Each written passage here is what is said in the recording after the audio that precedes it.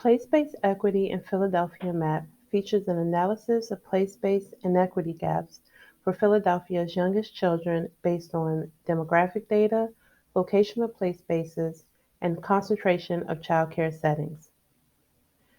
This may look like a lot of information, but don't be overwhelmed. We'll go through it all now to show you how it works, along with an example. Now let's start with the sidebar. You can tell what data layers are visible on the map through the legend.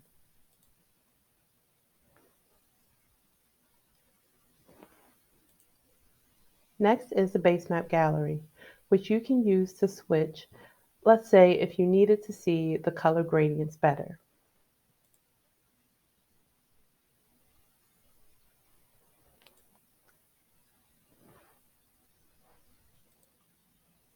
In the layers list, you can turn on and off every data layer through the table of contents.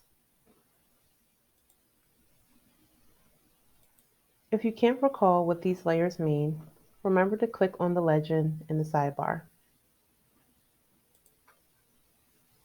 Next is the Filters tab, which only shows high-priority neighborhoods and planning districts. We'll come back to this later in an example. Next, we'll explore the map. You can move around on this map to explore it, just like you might do on Google Maps. Click the screen, hold down, and move your mouse or trackpad. You can pan around on the map to change where you're viewing.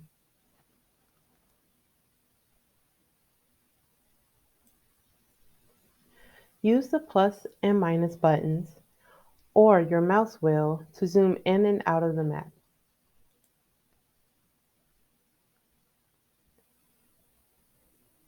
You can always click the home button if you ever get lost and want that original view again. It will restore the original look of the map.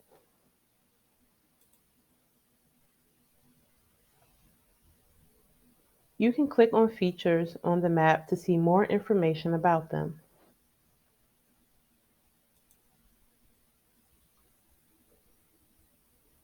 When you click on a neighborhood, you can see what the priority score is.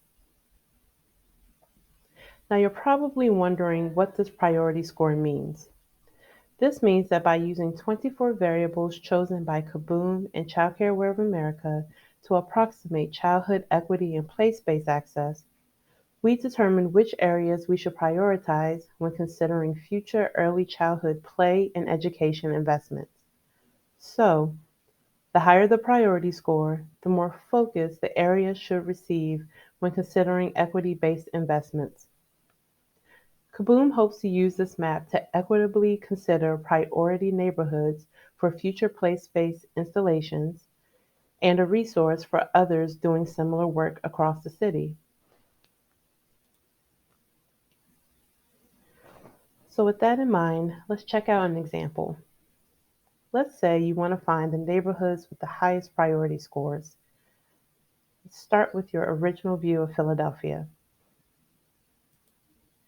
Go to the legend to understand the different gradient colors. The darker the green, the higher the need for equity-based investments for children. We can also see those areas of highest priority are outlined in red.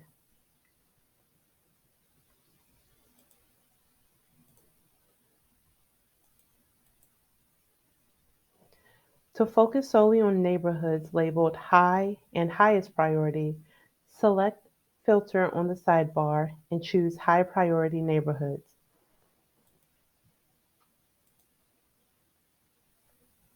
Go back to the legend and you will see the neighborhoods shown are considered high priority or highest priority.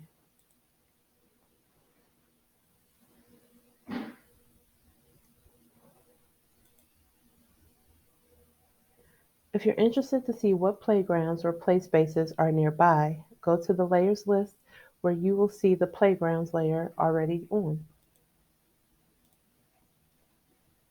Also, click the triangle next to Community Assets to view a variety of playgrounds, play spaces, community schools, and more.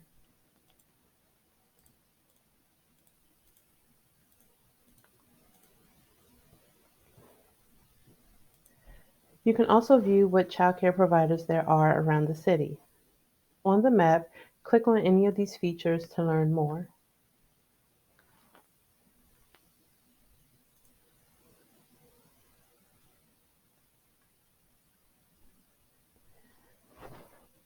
So with this view, we can see a belt of priority neighborhoods in North Philly.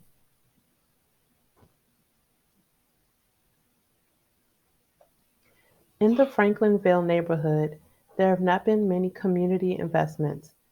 There are some existing parks, but perhaps this neighborhood would benefit from increased investment. There are certainly ECE providers around that could utilize a playground. Finally, if you ever get confused on how to use this map, you can always use the Details tab in the sidebar. We have a good bit of information for you to reference as you use the map. There are even more tools on this map you may want to explore. Feel free.